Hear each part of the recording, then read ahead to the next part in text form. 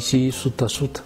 Ny lafiny voalohany dia ity hoe ao ambany atsinanan'ny rova ao misy ny fatsakana izay natsakana ny sotrondreo mpanjaka rehetrarehetra.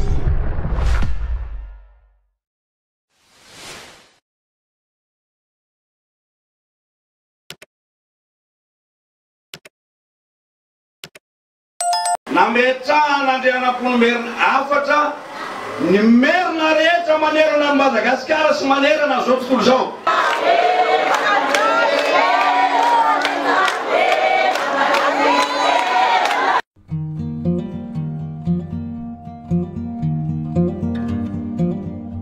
Asina solika hampirehitra azy haingana.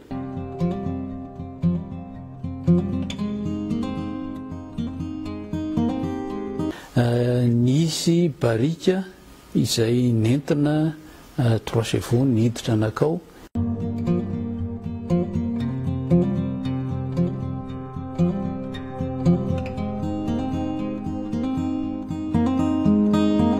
Ny tantara malagasy izay diso nanovaina, nanalana ary nanampina ny akamaroany, niova ny daty, niova ihany koa ny anaran'ireo olona noresahinao anatin'izany, ary tena fanaon'ireo mpanjanatany izany, na izany mpanjanaka anatiny, na izany mpanjanaka ivelany dia tsy maintsy ireo maharesy amin'ny ady no manoratra ny tantara amin'ny itiavany azy.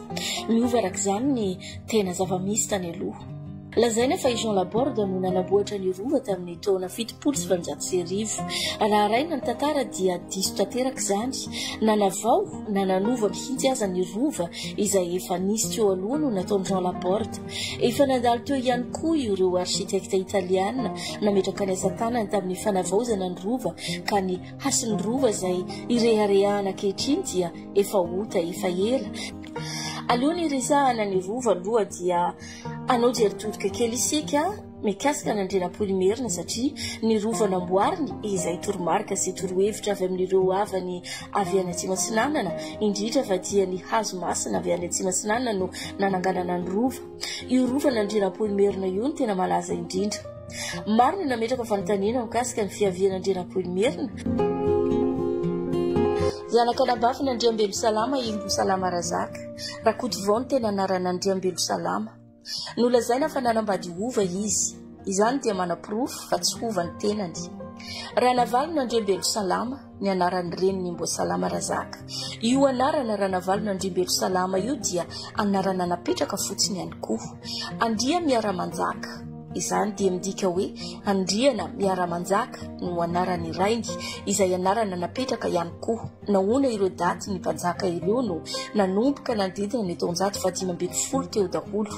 Talohan'ireo nefa dia efa nisy mponina teto Madagasikara, nanana lehibeny na chef tribu avy izy ireo tany aloha. Tsara ihany koa aloha no mampahafantatra fa ireo mpanandevy sy mpanjanaka no namorona ny fiteny hoe mpanjaka. Tamin'ny taonjato 750, fifindramon'ireo bampona vazimba avy any andrefana sy avaratra atsinanany Madagasikara, fiparitahany vazimba avy any andrefana ka hatrany atsinanana, fototry ny lalam-barotra arabo ao amin'ny morontsiraka avaratra andrefana. Tamin'ny taonjato 700 ka hatramin'ny taonjato 10, arabo fifindramonina Ismaël Jézita ao Voemara, ary tany amin'ny taonjato 710 ny fifindramoniny Malay ao amin'ny helo-dranony Atongilo. Raha tany amin'ny taonjato 410 kosa ny fidiran'ireo mpifindra-monina avy any amin'ny helo-dranony Atongilo tao Imerina. Ny fiandohany taonjato 510 ny andoboan'ny androm-panjakana ifanoavana tao Imerina. Ny fandimby teny Ambohimasimbola hapandrana ireo taranaka 5 tao amin'ny taranaka mpanjaka Merina. Ny tapaka ny taonjato 510 kosa no fahatongavandra-makararo sy ny mpiaradia aminy dia ireo razambe Antemoro tany Vaemara, ary ny fitongavany Karimbola, Beloha sy Mahandro Vato Ambovombe tany Androy. Tsy adino ihany koa ny fifindramon'ny Ismaeli Rzafimaraminea sy Zeidita Onjatsy avy any Voemara ho any amin'ny varavarany Matitanana. Tamin'ny tapany faharoa tamin'ny taonjato 520, araka ny lovatsofina ara-tantara tamin'ny amin'ny tantarany Antemoro dia nandao ny tanànan'ny Voemara avaratra atsinanan'ny Madagasikara ny silamo notarian'ny Sultan Ramakararo. Notrony ny Laipiskidy Andriatsimeto Rana ary niondrana niaraka tamin'ny mpanompony sy ny mpanompo sampy kafiry teo ambavany renirano ny Matatanana any atsimo sy Nanan'Nosy. Ny roa voalohany dia naoriny Andriamanelo tamin'ny taona 1990 tany Alasora, 12 kilometatra ivelan'ny tanàna Antananarivo. Alasora no iray amin'ireo tanàna tranainy indrindra eto Merina. Manamarina zao zavatra zao ny tenanay ao amin'ny Tranoben'ny Merina. Andrea Tsivongo dia nametrahana Andrianampoly Merina afatra ny Merina rehetra manerana ny Madagasikara sy manerana zao tontolo zao. Zay ataonareo ahy dia ataonareo anareo Tsivongo. Zay anajanareo ahy dia anajanareo anareo Tsivongo. Ka izany fomba ny Merina zany akoany ny razanan'ina sy ny razam-panjaka ny Merina dia hasininy. Ny hasiny zany dia tsy vela ho faty fa ohatran'io jiro dia tsofina lava irehetra. Dia Andrea Tsivongo zay razatsika manana dia hasinina andro amanalina hatramin'ny Amboany satria ny mpanjaka rehefa maty atao hoe miambo hatramin'ny Amboany mandrak'izany teny zao dia andretana jiro n'andro n'alina tsy azo atao maizina eo amin'ny rova misy azy. Taty aoriana ny silamo iray hafa ihany koa raltavaratra tonga teo amborin'ny Matitanana nitondra boky misy votoato majika religiosy tamin'ny teny malagasy nosoratana tamin'ny litera arabo izay antsoina ihany koa hoe soratanana sorbiana izay mifanohitra amin'ny soratra vaventy kely na ny soratra malais na ny soratra latina. Ireo mpifindra monina ireo dia aristokrasia amin'ny fanjakana Temoro izay niforona tamin'ny farany taonjato fahadimy ambin'ny folo na ny taonjato fiantokany fahenina ambin'ny folo. Ramakarary no razambeny anteony foko manana fahefana ara-politika. Ny Zafitsimety taranakirana sy ny Anakara taranakiraltavaratra dia samy manana ny fahefana ara-pivavahana amin'ny Zafimbolazy izay silamo hafa ihany koa izay tonga niaraka tamin'ny Ramakarary. Manodidina taona 1770 fifindramonina Ramakarary sy ny namany tao amin'ny varavaran'ny Matitanana, fifindramonina avy any amin'ny Zafirania sy Onjatsy ka hatrany amin'ny Nosy sy ny faritra Ivohibe. Fifindramonina Rabo tany Arivo izany hoe tao Antananarivo avy any atsimo Atsinanana makany Betsileo ihany koa tamin'ny taonjato fahenina ambin'ny folo. Izany dia milaza mazava tsara fa ny fifindramonina ireo Antemoro tao Antananarivo sy Fianaratsoa nanomboka teo amin'ny fitondran'ny mpanjaka Antemoro ary avy amin'izany daholo no antony nanovana ny anaran'ireo mpanjaka izay tsy Merina na tsy Hova. Nitondra teo ihany koa ireo vazimba tokotany. Tamin'ny taona 510 hatramin'ny 1910 nanjakany Rangita sy Rafoy nananganana ny fanjakany Andriana dia ny mpanjaka vavy Rangita nanjaka tamin'ny taona 1910 ka hatramin'ny 1910 fantatra tamin'ny anarana hoe Rangita manjaka Trimivavy dia mpitondra vazimba nanjaka tao Mery manjaka any amin'ny faritra vovoany Madagasikara taoriany nanjakany ny mpanjaka Andria Pandramanenitra Rainy. Rafandramanenitra no tena anarany Rainy. Tamin'ny hafatesany dia ny zanany vavy no nitondra nandiby azy. Araka ny lohambarany baovao nefany dia tsy fantatra marina na zanany Rafoy na rahavavy ny Rangita fa tsy reta-po aminy. Ny mpanjaka vavy Rafoy zany no nandiby azy tany amin'ny taona 1710 ka hatramin'ny taona 1910. Ny fomban-drazana mbava dia tsy manamaritra mazava fa ny fifandraisan'ny Rangita sy Rafoy. Iza no renin'iza ary iza no nandiby an'iza ary iza ihany koa no tena reniny Andriamanelo. Araka ny dikateny iray amin'ny lovatsofina mbava dia niteraka roa lahy Rangita ary vavy iray. Araka tantara ihany koa nefa dia ny lovatsofina na ny tantara voasoratra dia milaza mazava tsara fa i Rangita dia nitondra ny toetra ny vazimba stereotipa tamin'ny tsanganana fohy sy ny hoditra mainty. Zany hoe mainty fihodirana i Rangita ary ngita volo. Ny anarany raha teo koa dia midika hoe ngita volo.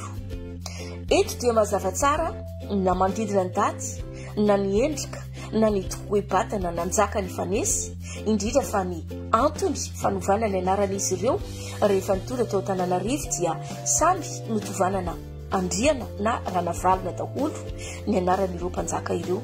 Tamin'ny taonjato fahenina amby folo ny Antemoro lazaina fa arabo, misy ihany koa ny milaza fa jiosy avy amin'ny Lameka nianatra ny teny arabo sy koranina fotsiny dia nanao fifindramony tao an-drenivohitra sy tao fianaratsoa. Mitombona tsara zany eto fa dia tsy azo lavina fa dia tsy merina i Imboasalama Razaka na ireo mpanjaka na nodidina ny daty nitondrany Imboasalama ihany koa. Ary rehetra voma dia nanao vaniny merina rova vato ngeza noho ny anandriana-pony merina na dia niteny azy andriana-pony merina hoe zay ataonareo azy dia ataovonareo na rehetra voma dia lehibe lavitra sady amin'ny toerana avo lavitra noho ny anandriana-pony merina no nataon'ny merina anandrehetra voma. Ary andrehetra voma dia hasin'ny merina farafahakeliny aminao ny omby 5 isa-taona hatramin'izay ka hatramin'izao Madagapoany. Ary raha misy nahazo fahasoavana ireo nangatapitahina teo amin'ny toerana misy azy dia mihoatra 5 hatramin'ny 10 azy ny omby hanajana sy hanomezam-boninahitra ny Antemoro ampanabaka andrehetra voma. Sotra tompokolahy, sotra tompokovaly. Ozy rehefatsika indray no hanampirofoan'ny jiosy fa dia izy ireo hono no Antemoro ary mbola ampovoany eo ihany koa iandriana-pony merina. Eto zany dia iadia ny arabo sy ny jiosy iandriana-pony merina. Inona ny antony fa inona ny zava-misy? Maninona no iadiany ireo arabo sy jiosy ny Antemoro? Nambara fa jiosy ireo mpanjaka fa iny teto merina. Voasoratra amin'ny bokin'ny jiosy ny Madagasikara anaran'ny mpanjaka andriana-pony merina. Ohatra Imboasalama dia nadika avy amin'ny teny hebreo hoe Imbehu Shalaim. Midika zany hoe miaraka aminy ary ao amin'ny fiadanana. Io mpanjaka io nono natao besakana. Nadika tao ihany koa ny teny besakana amin'ny teny hebreo dia hoe Shakan. Ao an-trano ny dikan'izany besakana izany loatra ny teny hebreo. Raha ny tantaran'ireo Katibo Antemoro anakara izay nafarana iaro ny mpanjaka tao andapany izay anisany nampianatra ny soratra sorbiana ny mpanjaka Razama voalohany. Ireo mpanoro adalàna ireo koa no heverina fa nanolotra ny anarany zanak'andriana-pony merina Radama ho Adama. Ilay lehilahy ndikan'izany amin'ny teny hebreo. Karpo de Susay dia nanoratra fa ny Zaframinia dia mahay mamaky teny sy manoratra teny hebreo. Torak'izany ihany koa Joseph Bryant sy Dubois dia nilaza fa ny Zaframinia dia jiosy nandalo tany Lameka fotsiny mba hianatra ny fivavahana silamo sy hianatra ny Koran. Voalaza fa dia sady mahay ny fiteny hebreo sy ny fiteny arabo ireo Antemoro sy anakara ireo. Noho ireo rehetra ireo no mety na tonga ny tsy fifankazahoana manodidina ireo Antemoro ka lasa nampisaraka azy ireo. Saingy fantatra aloha fa na dia sarotra amin'ireo andriana aza ny hanaiky hoe tsy merina iandriana-pony merina dia izay ny marina tsy afaka fenina. Na dia hotetezina ny mikasika ny taranany raibeny dia fantatra tsara fa tsy hova ny raibeny andriana-pony merina.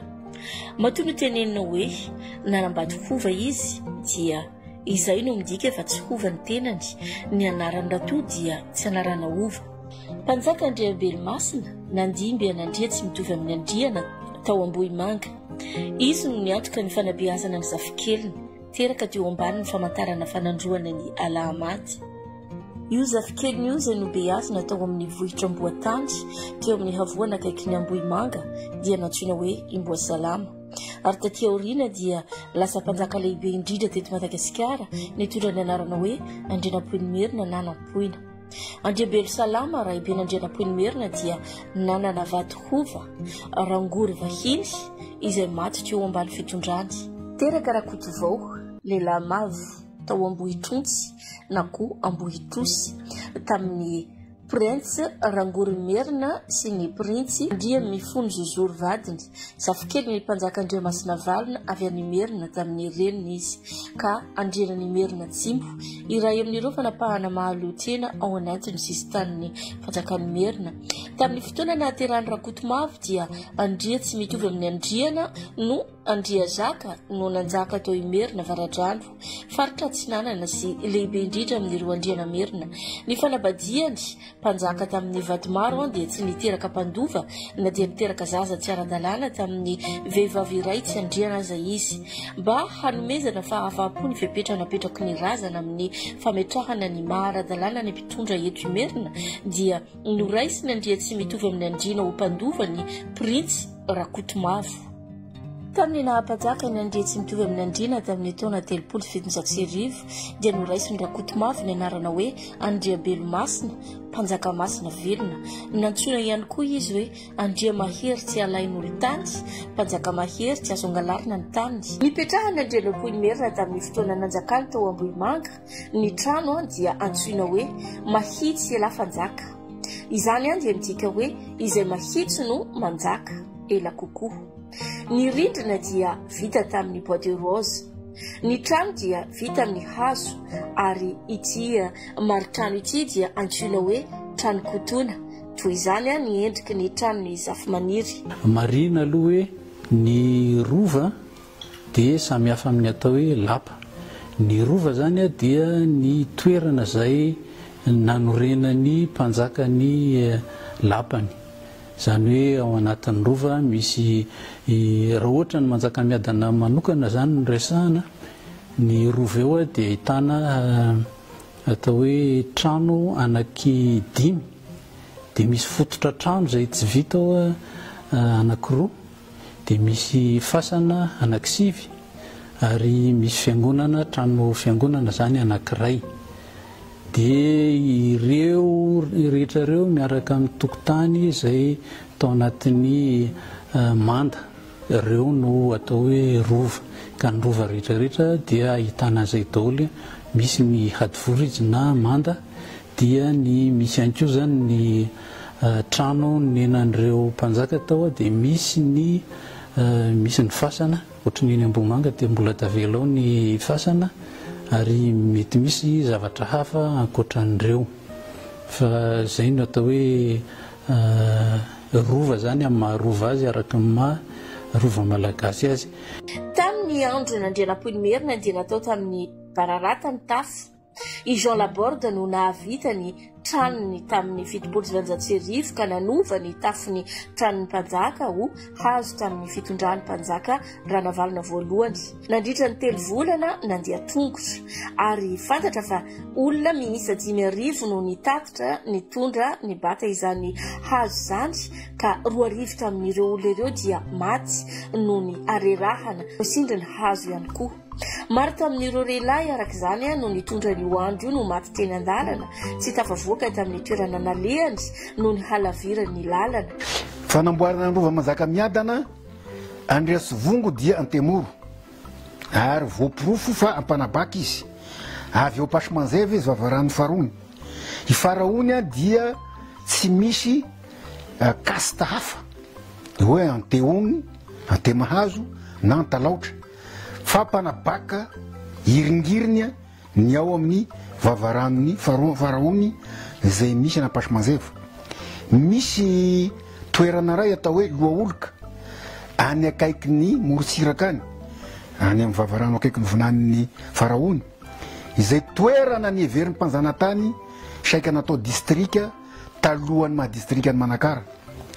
Tao amin'io ala io no nakana ny hazo anisany nanamboarana ny rovan'ny Manjakamiadana satria tantara tsy azo levonina zany ary tantara tsy azo arina satria io rova io dia vakoka mipetraka ny malagasy ka tokony ho fantatry ny taranaky ny malagasy manontolo ny tantara n'io rovan'ny Manjakamiadana io. Ny fantatra moa zany hoe nisy ny hazo ambora tany Betafy dia nisy ny hazo le zavamaniry tary amin'ny alan'ny Moramanga fa misy nisy karazany le hoe vitanina sy ny nato misy koa marina zany ka avy any amin'ny faritra Tsimotsinanana zao nangalana ny nato. Ao amin'ny tranony kotoana dia misy santionany amin'ny fitaovam-piadiana mpanjaka toy ny apinga na ny lefina, ny antsy toy ny farango na ny fihina ary ny antsy fihazana. Ny trompetra vita amin'ny akorandriaka no nanaovana ny kabarin'ny mpanjaka. Ny laona kely dia natao takelaka tamin'izany fotoana izany satria tsy nisy latabatra imerina tamin'ny nahaterahana andrianampoinimerina. Ary io zany nataony hoe hitazomana le sampy natao hoe manjaka tsiroa zay sampy mpanjakana tamin'izany fotoana zany. Ary teo anoloana io zany teo somary avaratra kely mivaravarana nasiny an'ilay tsangam-batony kodoka. Izy io dia mpiady mahery fonandrenam-ponimerina zay mpiaro ihany koa an'io lay sampy zay napetrany tao amin'ny mahitsela fanjaka io. Raha jerevana ihany koa zany fitaovana izay hita ao amin'ny rova, ao amin'ny lapany andrianampoinimerina zany dia hita fa dia fitaovana tsy fampiasan'ireo tao andrenivohitra novaina na vaozina ny rova izay nataony. Nodorany indray avy eo satria tsy nosoratanany merina no tao fa soratanana temoro dia mazava be izany raha nodorana ilay izy. Raha tena dinihana tsy misy hoe zavatra tonga ho azy amin'izao fa misy zavatra tao ary ny fandinihana azy moa zany dia hoe nisy sotasota. Amin'ny lafiny voalohany dia ity hoe ao ambany atsinanany rova ao misy ny fatsakana zay natsakana ny sotrondreo mpanjaka rehetrarehetra ny fandimy teo. Izy misy rano ve fa maninona tsy may ary tsy nisy olana mihitsy eo amin'io ilay toerana zay fatsakana io. Niakatra ny afo raha amin'ny fotoana hoe nahitana hoe may ny ilany atsinanana ao amin'le mandra-pahatonga amin'ny fotoana zay ny akarany afo tery amin'ny tafitrano dia misy fotoana zay tokony nafahana naka ny fepetra rehetra na nolemana fotsiny ara ny bozaka sy ny tafon'ny trano dia efa mety tsy nirehatra ny afo. Ny faharoa manarak'izay raha ohatra ka mandinika reny sary tamin'ny 9 novambra 1970 reny dia misy fotoana zany ahitana hoe mitselatra le afo dia tonga dia midedaka aingana be ao anatin'ny segondra ray fotsiny dia efa lasa lavitra be le izany hoe mety nasiana tsy nahita maso ny tena fa ny fandinihana fotsiny hoe mety nasiana solika hampirehatra azy haingana satria raha hazo fotsiny na hazo maina amin'izao tsy hoe mirehatra ny lohany dia tonga iry amin'ny ilany anankiray iny fa ny firehatra ny azo tao rehefa mijery an'ilay sary dia tonga dia misy mirehatra amin'ny ilany kely tonga dia ilany lavarangana ray manontolo no miara-midedaka miaraka aminy ao anatin'ny segondra fotsiny ny ray mipimaso isika malagasy zany hoe tsy mivoaka moa fanadiadiana fa mety nisy efa fanomanana mieloha tao. Siosio ihany koa no narenesana hoe nisy barika izay nentina 3 chevaux niditra anakao. Aiza le barika inona ny tao anatiny tsy fantatra zany fa dia ny siosio zay nahitana narenesana zay no afaka manamarina azy. Nisy adetrany matetika tamin'ireo mpanjakany arivo na sahanamon'ny rahalainy aza ny sasany no ny ady fitondrana toy ny ady nisy tamin'ny Andrianjafy dadataony Mboasalama sy Mboasalama tenany. Rehefa nanao nitetika rehetra ny amonoana an'Andrianampoinimerina i Andrianjafy fa tsy nahatateraka dia nahatonga ny lehibe ny mpiaro ny mpanjaka hamorony vahoaka izany. Voahodidina olo manakaja mirongolefina no manasa mafy ny vahoaka mba hivory. Toy izao ny fandehany zava-misy tamin'izany fotoana izany. Izao ny resaka ry tsy mafotsy. Tiana ovaina ny tenin'Andriambelomasina mpanjaka efa nodomandry ka ahoana ny hevitrareo. Fakatoavana tanteraka no tadiavin'ny olo manakaja fa indrisy fa ao anatin'ny vahoaka tafavory dia nisy olondra volana nanohitra ny olo manakaja ary nasa nanohitra ka niteny fa mbola Andrianjafy no manjaka ao an-toerana. Napangina azy niaraka tamin'izay ny lefina ka dia maty avy hatrany izy. lehilahy iray hafa indray teo anivon'ny vahoaka antsoina hoe rainy mamy indray no nanohitra izay atao amin'ny andrianjafy. Kapoka lefina no nahazo ka natonga azy niova sy niverina tamin'ny teniny mba nanavotana ny ainy. Mba hanavotana ny ainy ary dia nilaza haingana izy hoe izay anjaka dia anompa azy ao tompoko. Izany rehetra izany dia manamarika sy manapirofo ny tsy fankatoavan'ireo merina nandrianam-poiny merina. No izy tsy merina dia nolazaina fa mpanonga-panjakana, tsy tokony nanjaka tao an-drenivohitra. Na antemoro na tsia andrianam-poiny merina dia fantatra fa malagasy izy.